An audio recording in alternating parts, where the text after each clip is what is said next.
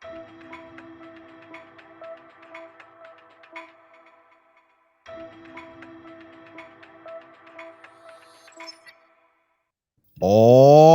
we are back. What's going on? What's going on, everybody? Welcome back to another edition, another installment, another episode. Yes, drop a bomb in here. Come on, one more time.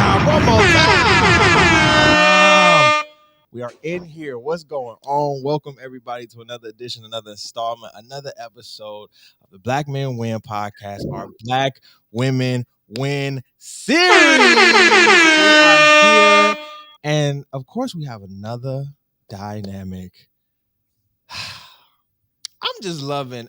This might just be this might be 5 for 5 after I get done with this series. You understand what I'm saying? This just might be 5 for 5. This might be my best series that I've probably come up with. Period. I'm just saying, because the interviews that I have had so far and the interview that I'm about to have now, so dynamic. We have another incredible dynamic woman that we are about to interview. And per first question, of course, because again, I'll be ready to introduce them, you feel me, off the cuff. But we're going to, per first question, let our guest interview herself to the people. All right, I'm Dr. Jakia Marie. That's all. That's it. That's it. Oh, That's it. she gonna leave it open like that. First of all, I think the doctor was enough. Let's keep that a bean. Like, That's why I just stopped. Like, what else is there to that's it. say? That's it. First of all, how long have I known you, Jay? Oh my Like, God. oh my God. You were about to graduate, I think, when I came in. And am I not correct? I think I was To about to college? graduate. When did you start? 2012. Yes, I was about to graduate undergrad when you Right. came in. And then, because I graduated in 2013. Right. So that was my senior year, but then I was there your last 2 years when I was in my master's program. Right. Yep. And when I tell you the level of respect and love for Jakia has been so high since I've met her. Um, her evolution has been incredible. Do y'all hear what I'm saying? Incredible. And I don't think I've told her this to her face, or maybe through talk, but she's been one of those people that I continuously look up to, a mentor, up close and from afar. Somebody who has planted kind of the doctoral itch in me to go get my doctorate degree. Her level of intelligence when it comes to issues and surrounding any and everything, it was your spirit and your unwavering, just like, I don't give a AF about nothing that y'all talking about. This is what it is, you know? And Jay has always, from what I've known her, over the last 10 years plus, has always been that way. She's always been like a big sister to me, giving me good sound advice. You feel me? Even when a brother didn't want to take it, right? But it's amazing when you find people like that in your corner to really just, you know, see and feed off of it. I said on my last interview that I've been mentored more by Black women than Black men. That's not a knock to my Black men, but it's a different type of strength that I've acquired through people like Jakia. So I just wanted to thank you again for coming on the show, and we want to give you your flowers. You feel what I'm saying? Yes, because I you're dope. really appreciate it. That means a lot. Because I in a number of ways still struggle with imposter syndrome. I don't know if that'll ever go away considering the society in which we live. Right. But just knowing that folks that I think it also means something when it's like somebody that's a peer, you know what Yes. I mean? Yes. Because that's something that I really care about. It's like, who did I need? and I don't have to wait for like the next generation, right? Somebody that's just a few years younger than me, I can be like, Right. nah, we can go like this, it can go like that, or let me tell you why I went wrong. I'm in the thick Right. of it now, so let me tell you where I'm at. Right. So now I really, really appreciate it. No, you because you deserve it. You understand what I'm saying? Let me quick story, right? Jakia was one of the first people that I told I moved to New York, right? And that's just facts. I didn't tell a lot of people that I moved. If you know my story, I was supposed to move to Colorado. That didn't fall through, and in literally 2 days, I was in New York City. It was crazy, and I remember telling Jakia, like it is scary AF out here, and I don't know what's going to happen, and I'm nervous and I'm scared. And she would encourage me in the most. Can I say during those 3 months in Brooklyn where like those first 3 months in New York, it was me hitting you up and us just having conversation back and forth that really just kind of kept my mind flowing, right? That was Mhm. kind of part of it, right? You understand what I'm saying? And because to me, for me, I always thought I would be in New York in 2021. I never thought that it was going to come a year or two earlier in Right, 2020, right? right, Like God was just like, "Oh no, you want to be in New York? I'm about to move you now because there was nothing for me in Grand Rapids. I accomplished everything that I needed to accomplish and the ceiling was capped." And I was like, right. "Well, there's nothing else for me to do. I'm the best podcaster in West Michigan. I've already dubbed myself that. That's facts. I'm out of here." You feel what I'm Mm, saying? I've done mhm. I've done my work. And it was just like, where's the next thing? And in that moment, I felt like I was doing everything, at the point before moving to New York, right? In a sense, like I didn't move recklessly. I was trying to talk it out with people in my camp and see what's going on and everything. And when that didn't fall through to go to Colorado, I was just like, okay, Jesus, Lord, I don't know what was going to happen. And then the next day, my best friend said, "I'm coming to get you from Grand Rapids," and we driving to New York. And that's what we did on that Friday. And it was your words that really just continued to push me. Like, you got this. Don't stress. And if you don't know, for real, I applied to, like, I can say on my count on my hand, like 1,000 jobs, and I Oh get wow. no, none of them, none of them. And I had a lot of people tell me like, "Yo, take your master's degree off your resume." Okay, did that, didn't get anything. Put it back on your resume. Okay, did that, Mhm. didn't get anything. Jay, it was when I applied to McDonald's, Wendy's, and if you remember, I used to work at Papa John's during Yep. my undergrad career. So I applied to Papa John's too. Do you know all three of those turned me down? Oh wow. And I sunk so low. I sunk so low. Like, my girlfriend was looking like, "I'm so sorry." I was like, in my mind, I'm like, "It's okay." But I remember that night, I cried. I cried. I was like, there was no way. Like, what am I going to do here in New York? This is the epicenter of the pandemic. Everything, like, before inflation, with this, with everything now, like, New York was inflating already. And so I'm sitting here like, where is everything going to come from? What's happening? And I'm not looking at the glass as half full. I'm looking at it as all empty, period. Like, it was Right. like, I'm looking at this thing as like all empty, not understanding that really what I needed to do was put my full effort and time into this and restructure my mind into this. And again, it was your words that set me on that path. So I just want to say thank you for that, because it was very major. It was very Well, thank major. you. Yeah, I really appreciate it. I mean, and I know that you were really struggling. That's not easy. First of all, positioning in general not easy, but then under like such a uncertain circumstances, Yeah. right? Like this wasn't the plan, and we just did a quick pivot.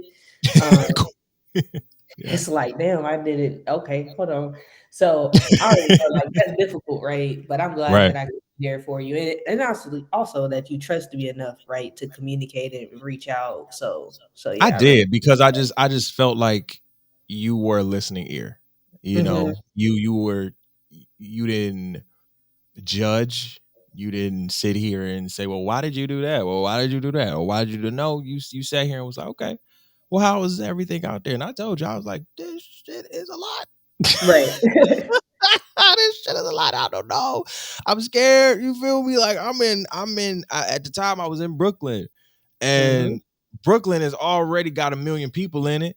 And I'm Right. living in Bed-Stuy in the hood, and I'm like, oh my God. But again, the more I got acclimated, the more I got used to it. And shout out to my girlfriend too, because she's from the Bronx. So she helped me kind of get integrated in the culture and the fabric of New York. You understand what I'm saying? And once I kind of came into my own here, just still being me, I was like, oh, all right, we got this. I think going into this year, it was just like, all right, we can do New York now. You know, Hmm. we can do this now. So again, I just want to say thank you and thank you for coming on this show for real. Oh yeah, you know I said Um, yes immediately. So I said I ain't gonna have yes, the camera on, but I definitely be on there. Yo, If if I y'all want. are watching this right now, listen, Jay hit me up, was like, is this going to be video? Cause listen, I'm gonna have to, just put a nice picture up and I was like, that's fine. You feel me? I Yep. know. Ain't no thing to that. Yeah, this that what I'm saying. If y'all want people to see your face, ain't nothing. It's all love. It's all love and protection over here. So if anybody got something to say, y'all come see me. You feel me? So going into the second question, Jay, um, what I love to talk about with my black men when it comes to this podcast is we're in 2022. We're experiencing a lot. We see a lot, but I do believe as a black community, we are kind of moving in a direction where we're doing better. We want to do better. We're as I've in past interviews we've said like we're moving out of a survival mode and kind of into a thriving mode. So what I want to ask you is when it comes to these 5 areas of spiritual, mental, physical, emotional, and financial, what do you see as a black woman? Um, how does those affect you as a black woman and in the totality of black women? And is there more that you put into? Are you putting more into the physical and less into the emotional, or do we need to tap into all of those? What would be your sentiment to that? Um, you should have sent me these questions before, so I would have had time to think about it. He's gonna throw this heavy on me. Okay, so I think that in general, Mhm. black women have always prioritized all of those things, Yes. Yes. and have been the ones prioritizing those elements, Right. um, even when others weren't. Right. And we see that because it's like it's always grandma that you can go to, right? Right. Right. Right. Right. With anything, right? Whether it's Right. somebody, if you Christian, somebody to pray with you, or whether you need some money to get out of a situation, right? So there's always been that. And I mean, honestly, part of it is a number of things because I mean, black women experience not only racism from white folks and from this country, but I mean Right. also sexism and even from black men. So we've had to Absolutely. protect ourselves in ways that I think other folks just haven't. Um, and I think that those things were always passed down to us. Now, I think they were Hmm. passed down in different ways. Hmm. Like, my grandma make sure I knew like you don't walk around broke, right? Like Hmm. Hmm. Hmm. make sure you Hmm. keep some money in your pocket. I was in high school. She like, you got some money? Here goes some money. Not that I needed to Yeah. spend Facts. anything, but just Just make to sure you got hold it. $50, right? Right. Right. Um, and that wasn't something my granddaddy ever taught me. Now, not saying that it wasn't that he didn't believe it, but like my grandma saw it as a priority. Right. But then at the same time, I think that there's definitely a difference in like the way we understand finances and spirituality in that, um, just in general, talks about like investing weren't as heavy with me as they were with like my male cousins, Right. Right. Right. Right. that type of thing. But I think that is all changing, and I think a big part of that reason that's been changing really is due to social media because I agree. you don't have to feel isolated and you can connect with people across the country, across the world in real time Right. that you weren't able to connect with before, Right. right? You can easily reach out to somebody and ask a question about, hey, what's this? I'm trying to learn this or whatever. Um, so I think that that's really helped.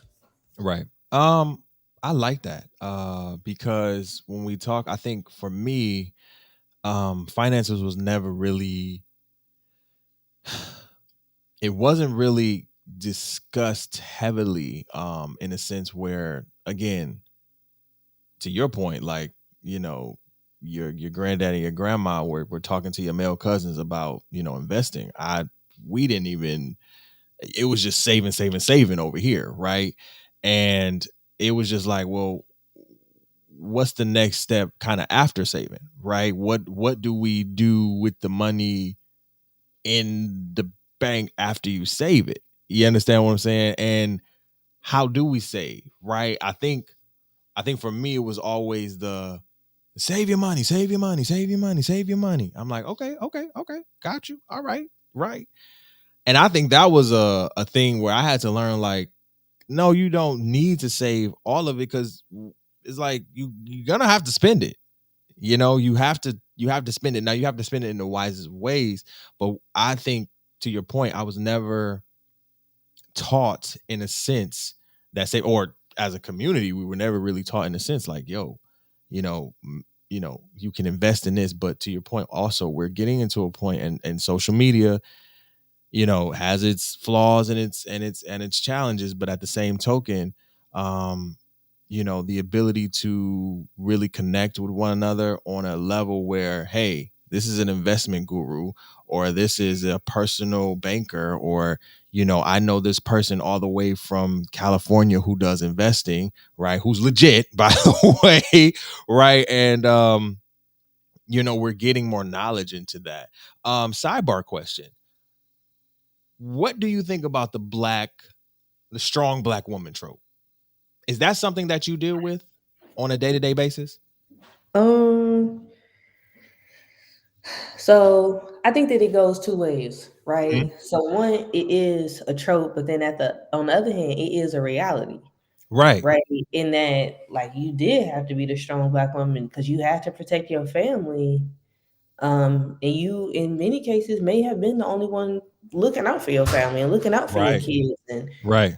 um, so I think that it is real, but I think that it doesn't have to be everyone's reality. Talk about it. So it's not my reality. And I'm okay with Mm, that. And by that, I okay. mean, like, I'm not a single parent. Right. Oh. And that's just that, right? Like, I'm Right. not a single parent, and I know Right. people who are, right? And they had to stand up in ways that I don't have to stand up. Right. Um, and the same thing, like, I plan to have a kid, Right. and, like, he was born, like, literally the exact day that we plan to have. Like, so, like, this was all very planned. Other people haven't had that opportunity to plan, right? Because of whatever Mhm. circumstances. Mhm. Um, I and even with that, like, I made sure that I had money right before I had a kid. Right. Right. Absolutely. Because that, I mean, man, these kids expensive. Um, Woo. I would say the other thing too is, like, even in my workplace, Mhm. I say what needs to be said, Yeah, and for I me, think you that ain't that's never another you thing ain't too. never shied away from a topic. I know that for a fact. Yeah, but I think that that's another thing too is that people haven't had the opportunity, or they don't have. I would even call it a privilege, right, to say what needs to be said and not necessarily worry about what other people go think. Right. I've positioned myself, at my workplace to be not only a person of authority, but also a person that's respected. Ooh. And that takes time, and other people just don't get that. I mean, Right. and I'm saying, like, that's not because of anything on them. That's just because of the reality of the world in which we live. Right. So, so I'm saying, like, as far as, like, the strong black woman, that is not me. as far as like the stereotype, right? Of like Right. always, and also I will say no. I don't feel Mm. compelled to help everybody. I, and that's real. Say that again, Jay. Yeah, no, I don't feel compelled to help everybody, not even family members. I'm like, oh man, sucks to be you. Like Ooh, say you that. dug this hole, go jump in it. I didn't do Yeah. this. Yeah. So, and I mean, and then I will say that it did take time for me to get to that point because that's not how I was raised. And I, Right. with watching my family and people around me, I'm like, oh no, y'all just cleaning up each other's messes without holding Exactly. each other accountable. That won't be Right. me. So I think that with that, as far as like the strong black woman, the stereotype is not me, and it's not going to be me because it's just not a way that I'm gonna live, right? Right. Um, as far as the realities of it for other people, though, I mean, it is real, and I think that the strong black woman is kind of like is noble, right? And I Mm-hmm. and I feel Mm-hmm. like even with that is two ways. Like there is the piece of it that's very noble, Right. where like no, I had again understanding that you experiencing not only racism but sexism simultaneously, and then Right. we can add on other things like ability levels, and that type of discrimination, homophobia, right? Like you could be experiencing a number of other things, and you're still standing up, right? You're still Mm-hmm. showing up as your authentic self. Like that is dope. But then there are other people who I feel like believe in this to a point where they want to be more oppressed than they necessarily need to be, just so they feel like I'm a Mm. strong black woman. I mean, and just being real, like I see this a lot of times Whoa. with like people with their kids if they don't like their baby Right. daddy, and I'm like, you know, I get if y'all have a bad relationship, but if the dude is a good dude, why can't he see his kids? You know what I mean? Like you putting that Exactly. pressure on you Exactly. because you trying to, I take care of my kids. I'm like, I mean, do you? Woo. Because Woo, Jakia, don't get us canceled up in here. Come on now. I'm just saying, like sometimes people just cause more drama than what it actually needs to be, and I'm like, Right. stressful environment is also not good for the children's. Right. So I Facts. think that Facts. people, yeah, I think that it is noble, and I think that I always applaud the people that, like I said, when if that is their reality, while acknowledging that that is not mine, um, and that I have tried really hard to make sure it's not my reality. Mm-hmm. Um, but sometimes things are just out of your control. And I think that's the case for a number of people who like have to lean to that strong black woman and who do it, right? Like they Right. like, no, I'm taking care of business even though nobody else wants to take care of me, right? Right. Like that Right. is nothing but it's nothing but respect. But I mean, I think I can also recognize that that's not every black woman, and it doesn't have to be you if you have the different resources and opportunities that like if you in that space, then like you don't have to make it your reality too. But some people just want to, I don't know why people want that type of stereotype, Mm-hmm. Mm-hmm. in the stereotypical manner too. Right. The negative part of that. Right. Right. And I mean, even like the positive part, I'm just like, Yeah. it just bothers me because I think that the reason that it bothers me even from a positive end is Mm-hmm. because the whole notion of it was out of negativity. Like it's because of Right. sexism, it's because of racism, it's because of other forms of oppression. So like that's that, right? Like Right. if it comes out of something that's negative, it's very difficult to reappropriate it when those negative things are still real and alive today. Right. It would be different if it wasn't that case, right? Like Right. if we weren't dealing with sexism and racism, like, oh, strong black woman, like, yes, being like, boss bae, whatever, however you Right. want to Right. put Right. it. Right. Right. Right. Right. But that's not necessarily the case. Right. You're right. So, That is facts. I like that. Because I think what a lot of my past guests have said is, to your point, it's the two sides of the coin. Like, we, and even as black men, let's just keep this a being. We keep our foot on our black women's necks. That's and that, in a sense, is even disrespectful to the women that carry us, cater for us. And even, I've said this before, even if we do them wrong, we do you guys wrong, you are still looking to help us in the long run, right? In a I sense. mean, I mean, that's one thing. Like, even if you look at Yeah. Black feminism has always been about the full family. And that's uh, it, right? always been about Right. all Black folks, right? But Right. recognizing that, we do experience that sexism and patriarchy at the hands of Black men in a number of ways. Yes. And I mean, honestly, I've never understood it, and it just seems to me like it is always the dudes who love their mamas. I don't trust no dude who be like, "I love my mom." Like, you probably Ah! know how to Now, treat women. yeah. Now, Like, now here's the thing. I will consider myself a mama's boy. I've always said it, but I hear you, and I definitely agree with you, because I love my mama, but we've got into it a couple times. We have. Like, we ain't. My mom has become like my best friend in a sense now. You understand what I'm saying? In a sense where we can just have open dialogue, conversation, and she gives me more advice than anything when it comes to just life. But right, that's the relationship that we built, because she wanted to raise me not how my grandmother raised her. She wanted us to have that open dialogue, not to baby me, not to do anything. No, you're gonna be out here and you're gonna learn.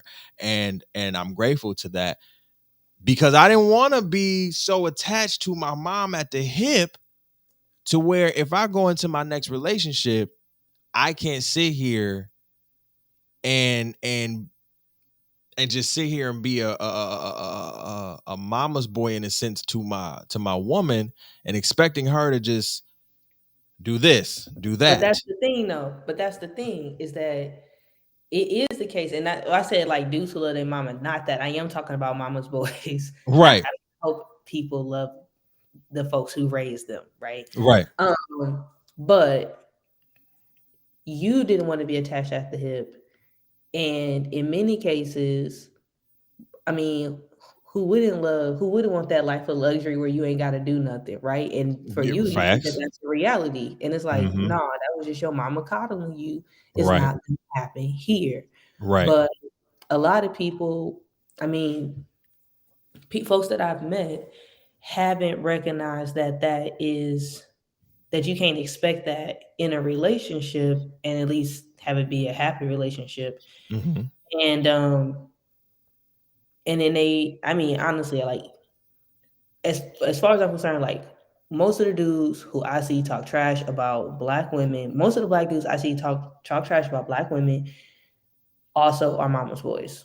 Mm-hmm. Very Yeah, much so. I never understood how y'all do that. But they be like, and I talk trash about Black women, only want to date white women.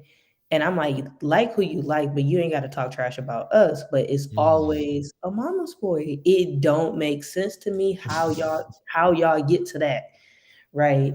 So yeah, I mean, but that's what I'm saying. Like a lot of dudes just don't. They want to Mm-hmm. be attached at the hip because being attached at the hip means less accountability, Right. and And accountability hurts, right? Like it accountability does. is not comfortable. Mm-hmm.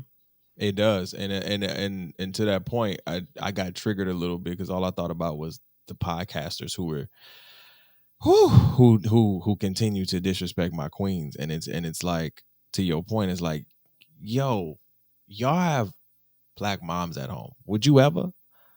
Would you ever? You have a Black grandmother at home. Would you ever? And if she heard what you said, what would she do? I always think about that, right? I'm like, what what would your mother say?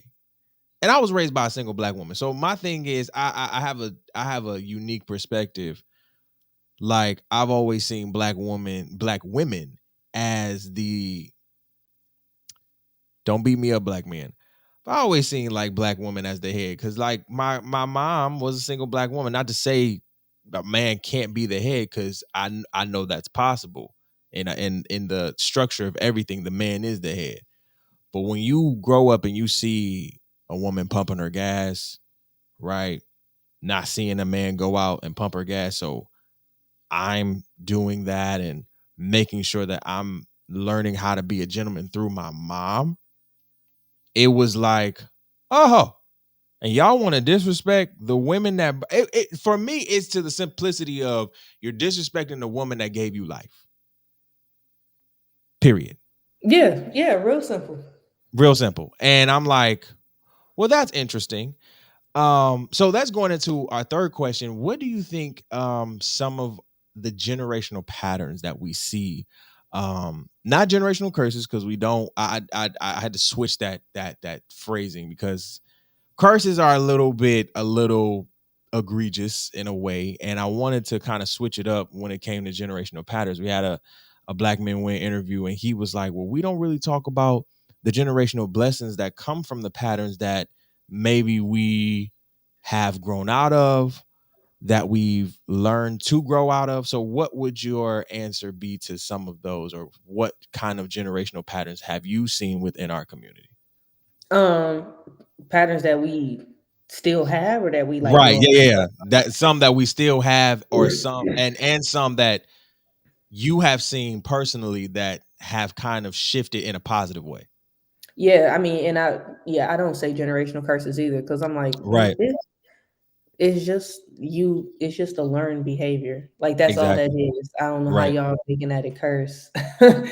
um, so I think that one thing I think that I was just talking to somebody about this. I mean, Mhm. actually, I was talking to my students about this, and I know folks don't like they struggle believing it.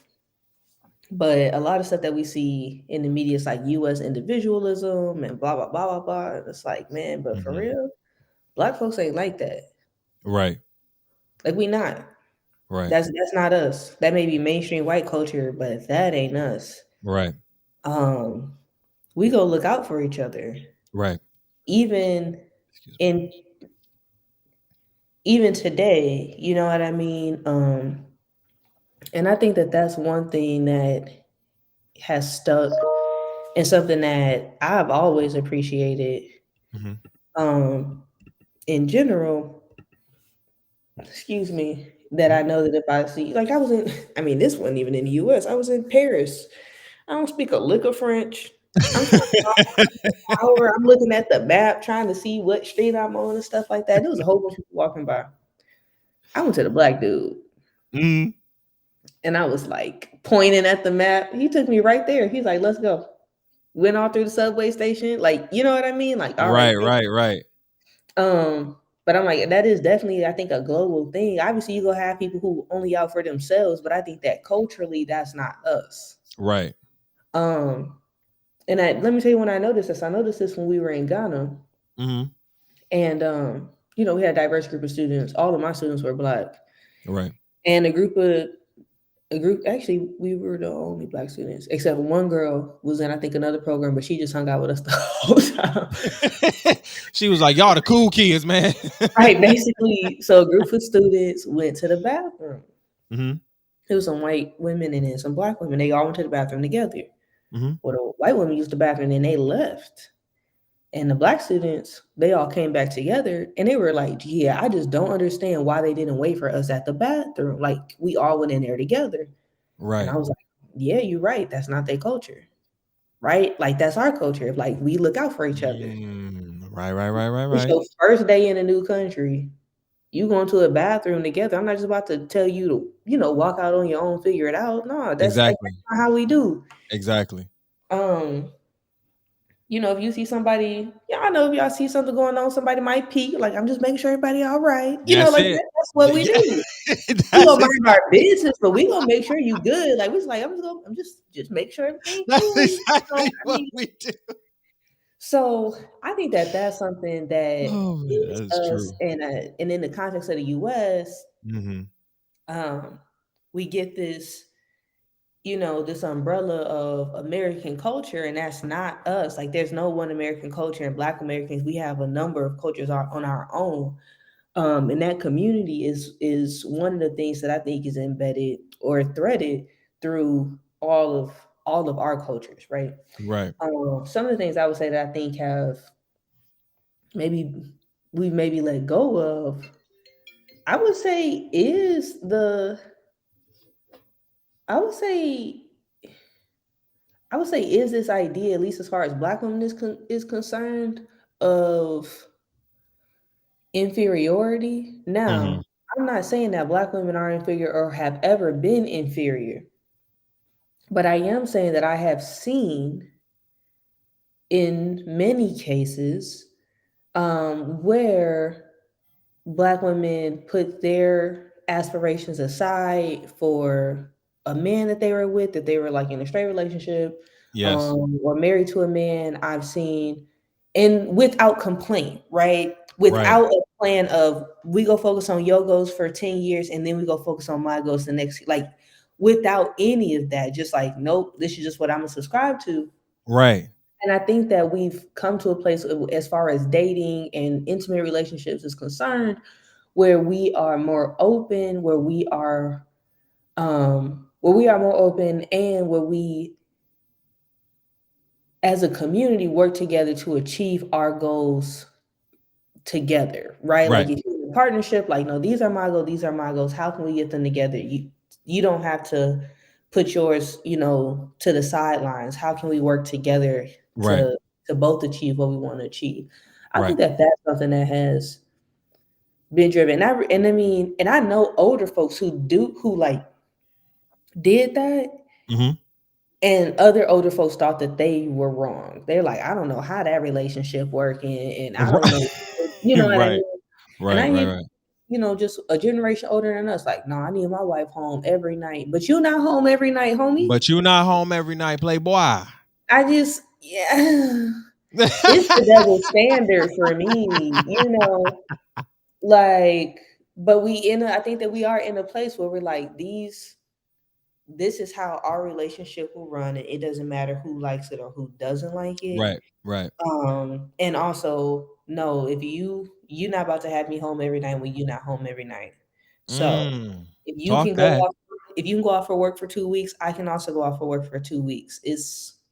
You can come visit, you know what I mean? But it's Right. not, I'm not holding myself back anymore. And that's something that I really appreciate. And I think that Ooh, and I think that that's something that that's I can big. say that Black women are doing, but I will also say that I think it's just a Black thing. I think it's just a generational thing where we are just becoming more open, Yes. um, and less tied to tradition. Yes. Can we drop So, a bomb for that one? Like, good lord. Come on, Jay. See, this is what I want on the podcast. See, this I'm 3 for 3 out here with these in listen, I'm hyped. I'm sorry. Because the amount of knowledge that I literally get from y'all is amazing. And the last part that you said about as just a community where we're tapping into the thriving mode, right? right, We're right, right. tapping more into that. Like the general consensus that I've gotten over just not with you, but overall since me doing the Black Women Win series, is that we are literally not just Black women, Black men, but as a community, we are moving from a place of survival to a place of thriving. And yes, sometimes we are bringing that some of those survival tactics with us because it is hard to it's still hard to navigate and try to adjust, but at the end of the day we're doing it, right? We're doing it. Yeah, I mean, I think that that's the same thing, like with like you said, the strong Black woman. Right. That was more of a survival thing, and now we like, I don't have to do that, right? Like, I No, don't not at have all, not I don't have to do that. No, I don't have to take care of, my uncles and aunties because right. no, no, no, No. you grow, get your life. No. So I think that it is that thriving, but with that, I think that we are realizing that how we thrive is based on us. You know what I mean? Like we can Yes. thrive in our own Yes. way and Yes. acknowledge it. Some people may want to be like stay-at-home parents. Some people may want to be corporate. Some people may want to do, and we go support it all. Right. Some you want to be a sugar baby. I am supporting you in You everything feel that you me? do, right? In Like we everything are. that you do. Mm-hmm. Yeah, and I think that that's the part that I love, and I mean, honestly, I had to step away. Like, I had to step away from church. I had to step away from religion in general. I had to step away Mm-hmm. from family to be Mm-hmm. able to see the possibilities, and not try to put a roadmap to it. And Oh, I think that that's that's good. something, yeah, I think that that's something as a collective that we've been doing is seeing these possibilities, acknowledging them, and also saying, like, even though that may not be my road to success, that may not be how I define success, but that's how you define success. And I'm happy for you and I'm happy Right. for that. So, yeah. I think you just went. I honestly just think you answered probably the fourth question, which was really like going into how we can make or continuously help the generation behind us, right? Again, like I told you off mic, we are now becoming the parents, the mothers, the fathers, um the godparents, uncles, aunties, mentors now.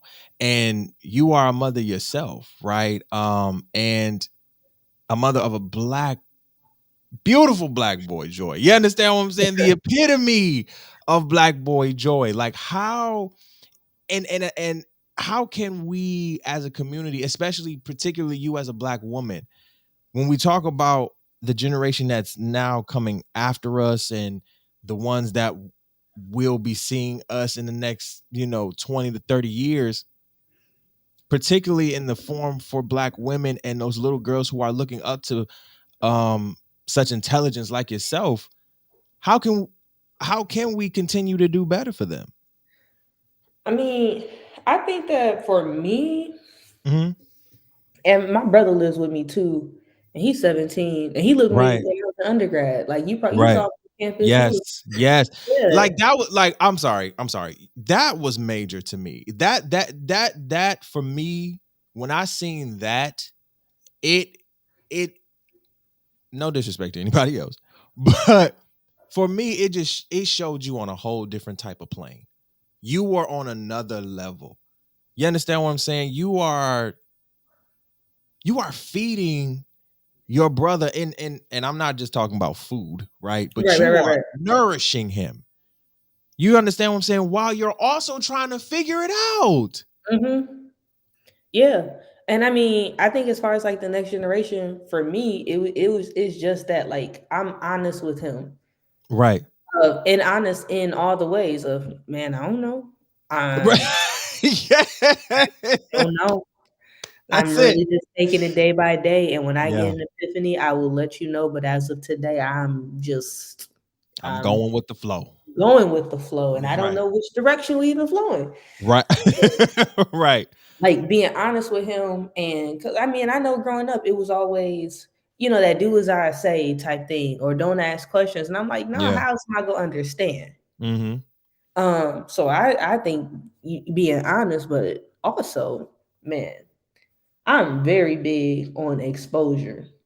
Yes. So, my brother, like when he would be on campus with us at Grand Valley, he had no choice but to come to class with us. Yep. He had no He had no choice.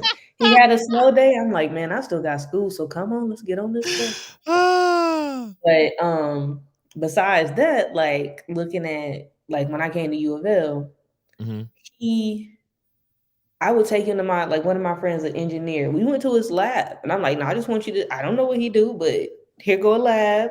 Ask him questions about what it means to be an engineer. Mhm. Expose him to other things. He went to Puerto Rico with me because you don't need a passport, and he was only Right. like 12, I think. And I Right. can't get him a passport. Like my mama had to do it, so she got him a passport, and I was like, "Bet you got your passport? We going to Italy." Now recognizing Yeah. that I have I'm in a place where I can do that type of thing. But Right. even folks who can't travel like that, and like travel is one of my things. That may Right. not be somebody else's thing, but maybe say, okay, we'll go to the children's museum, or we go here, or we'll go to this, watch this webinar together, literally Right. just Right. exposing to see what the world has to offer. Because Right. once you see how small you actually are in this world, the possibilities become endless. Yes, But ma'am. if you think that, but if you only stay in your own space, this is your unit of measurement. Right. That's it, right? Like imagine if I had never left Muskegon and Muskegon was my unit of measurement. Woo. That, yeah, no. I'm very different from the way Yes. I was raised because I had to get out, but I Yes. had to get exposed to something else. So I Right. just say just let them explore, expose the kids to other forms of thought, Yes, other ma'am. ways of living. Mhm. And again, you don't even have to have money for real to be intentional about that. You can get a Right. library card and like we about to read this book together, Right. right? Um, and just learn something together. So those are the types of things that I think helped me, and I see it helping my brother Right. in so many ways. He went to the Capitol with a program that he a part of. And they went to the Capitol and Mhm. met legislators. And my Mhm. brother is pretty quiet. He was the first person to talk and ask about critical race theory. Like, I was Wow. shocked. I was shocked when I found out. I know your heart fluttered just a little bit. I know it Oh, did. absolutely. I was I like, know it "That's my did. dog." But it's like that thing of like he wouldn't even know Mhm. how to formulate that question if he hadn't been exposed to other people and to other Exactly. ways of thinking. Environments. Yeah. Yeah, so I think, and like I Right. said, it can be free with a simple. You can get a library card for free. Then you don't even have to go to the library. You can get the app Libby, and you type in your library card, and you have you on your phone, on your tablet, whatever. You have access to all of the digital material, whether it be Right. audiobooks and everything. So you don't even have to leave your home to be able to expose to different things. And then we got all these free webinars. We got, I mean, Yeah. honestly, YouTube. Like, I wonder how people live in this Yeah. part of the world, right? Like, let's go look. So I think that, and then also letting them express themselves without telling them like that's not gonna work. If they got an idea, like, well, let's try it. Shoot, I don't know if it's gonna work or not. Let's try it. Right. Or even Right. if you Right. Right. know it's Right. not gonna work, try it and find out because maybe they can find a solution to the problem of why it didn't work. Right. Right? Like you got to give people the opportunity to try things, to fail on their own, because through failure, hopefully, is when we learn. Exactly. So, That part. yeah. So, I mean, that's what I think we can do for the younger generation. Never damper their spirits and just try to get them to see more, right? And Yeah. somebody may say, okay, yep, I've been exposed to all this, and this is what I want to do. Like, I don't want to leave Muskegon. Cool. At Right. least you know that Muskegon not the only city in the state of Right. Michigan, Right. right? Um, so that's kind of what I think that we could do. I love that. That is an amazing answer. I don't even got nothing to say to that because that's facts. I think exposure. I think and to your point, and I agree 150%. The more I got exposed to different environments, the more it allowed my mind to wonder and ask more questions and get more involved in things and want to branch out with different things. I know when I moved here to New York, oh, the exposure was real. It was exposure everywhere, and I just it's overwhelming at times, sometimes, but at the end of the day, it is gratifying and it feels amazing. So going into the last question, what does Black women win mean to you? When you hear the phrase, how does that resonate with you in your spirit? Um, when I hear Black women win, I just see Black women being that's it, being Just exactly who woo! they want to be, being where they want to be, Yes. being how they want to be. That's it, right? And No that's it. limits. Like I said, if you, however, whatever lifestyle you want to live, live that Yes. proudly. Um, and like I'm gonna support you. I would say that as far as like who go cheer you on, I mean, it's always gonna be a black woman there to cheer you on. Like no And matter that's a what it fact. is, it's And always that's gonna be a a fact. black woman to cheer you on. Yes. And I think that that's when I think of black women, when I think of black women simply being their authentic selves, being their truths, living in their truths. Um, and I think that we can see more of that when we as we continue to support each other, one another collectively, right, as black Yes. folks, and and be unapologetic in that support too, right? Yes. Like you ain't got to worry about somebody judging you because like this is just where we are. This is just where we are right Right. now. And I love it. I love it. That's the perfect answer, right? Like black women's support is, and I've experienced it firsthand. I continue to. You feel me? And I will Hmm. continuously say,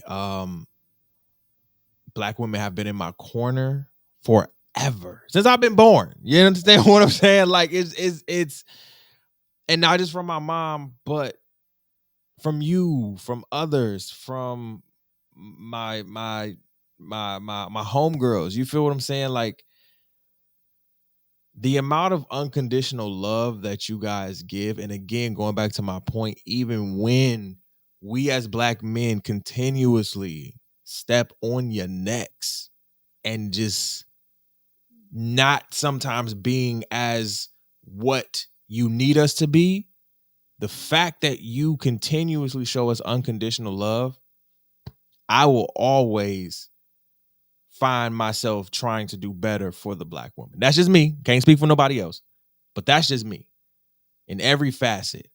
You understand what I'm saying? So the black woman just being authentic, being her authentic self, that allows us, even if it takes us a while, to really tap in to the feminine energy within us and really appreciate the black woman. Jakia, thank you so much. Do you hear me?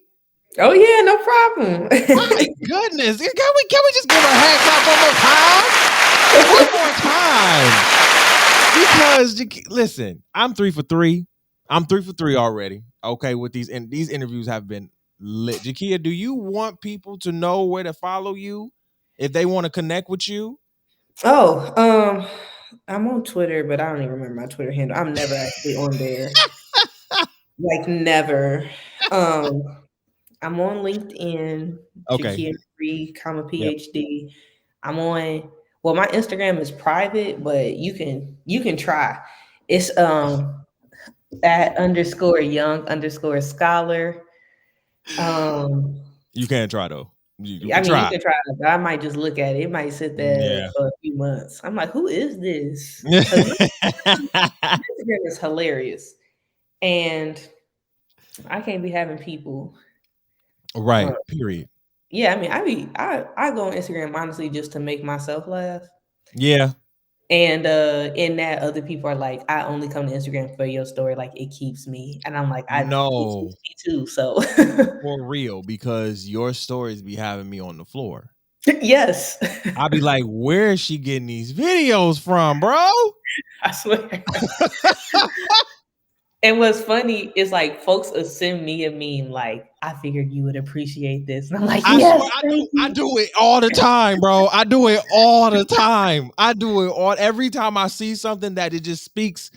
Jakia would love this. Do you hear Yes. me? And I just tag her in the comments, or I tag her if I'm sharing it, because I know it's just like, yo, she comes with the funny. You understand what I'm saying?